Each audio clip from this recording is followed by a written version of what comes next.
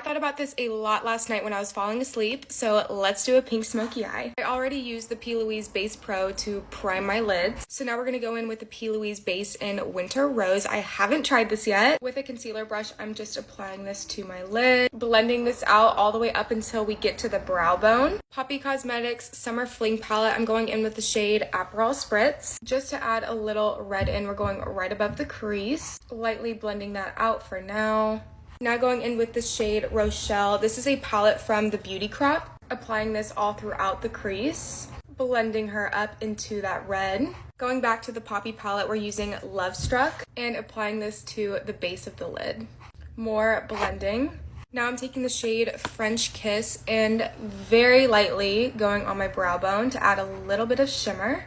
Going back in with that red shade Aperol Spritz all over my lower lash line. Going over that with the shade Rochelle.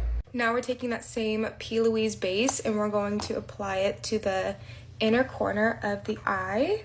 Then I'm taking this shade Pearl and we're going to go over that in the inner corner and kind of diffusing it out.